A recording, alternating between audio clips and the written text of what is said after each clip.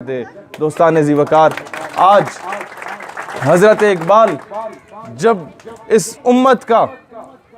جو شیرازہ بکھرا ہوتا ہے تو ان سے پوچھا جاتا ہے کہ کس طریقے سے امت کو متحد کیا جائے، ایک جملے میں جواب دیتے ہیں اور کہتے ہیں کہ the power that can blow the dead body of Ummah is Islam and all that Islam lies in عشق رسول اللہ صلی اللہ علیہ وسلم۔ وہ قوت جو مسلمانوں کے مردہ ضمیر کو جھنجھوڑ کے زندہ کر سکتی ہے، اس قوت کا نام اسلام ہے، اور سارے کا سارا اسلام اگر کچھ ہے تو فقط عشق رسول اللہ صلی اللہ علیہ وسلم ہے۔ اور پھر جب امت متحد ہو تو پھر کس طرح اسے بکھیر دو مختلف فرقوں میں، لسانیت کی بنیاد پہ، صوبے کی بنیاد پہ، علاقائیت کی بنیاد پہ، تو کہتے ہیں وفا کا کش کے موت سے ڈرتا نہیں ذرا، روح محمد اس کے بدن سے نکال دو۔ جب وہ عشق مصطفیٰ کی تڑپ نکال دو گے پھر یہ تقسیم ہو جائے گا۔ دوستان ذی وقار، ایک مختصر سا کلیہ آپ کے سامنے رکھنا چاہتا ہوں۔ آپ لوگ گھر میں 3 ہیں اور دشمن 2 ہیں، وہ آپ پہ کبھی غالب نہیں آ سکتے۔ وہ غالب کیسے آئیں گے کہ آپ تینوں میں سے کسی ایک کو سنی بنا دیں گے، کسی کو شیعہ بنا دیں گے، کسی کو اہل حدیث بنا دیں گے، اور باری باری آپ کو کانکر کریں گے۔ آج مغرب نے یہی کیا، پہلے ایران عراق کو لڑوایا، پھر سعودیہ یمن کو لڑوایا، پھر عراق اور کویت کو لڑوایا، اور پھر آج پاکستان اور افغانستان کو لڑانے کی سازش کی جا رہی ہے، پھر پاکستان اور سعودیہ کے اختلافات پیدا کرنے کی سازش کی جا رہی ہے، پھر پاکستان اور ایران کے تعلقات خراب کرنے کی سازش کی جا رہی ہے۔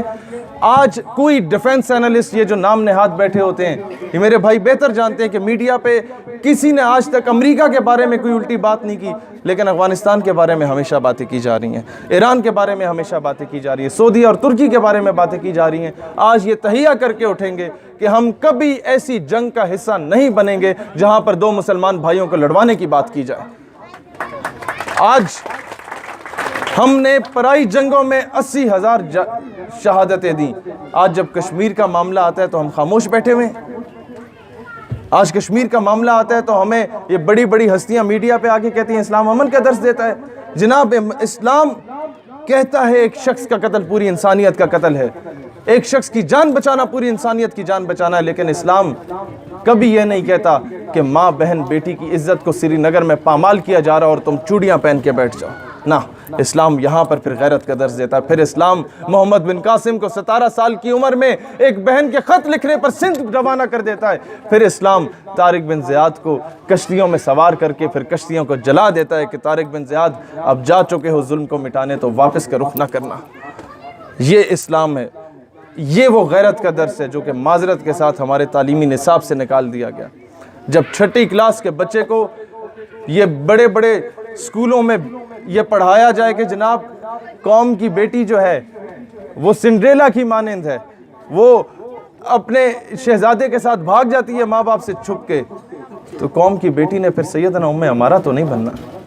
سیدنا رابعہ بصری تو نہیں بننا، قوم کی بیٹی نے پھر فاطمہ بنت عبداللہ تو نہیں بننا۔ دوستان ذی وقار، یہ تربیت آپ لوگوں نے بچوں کی کرنی ہے۔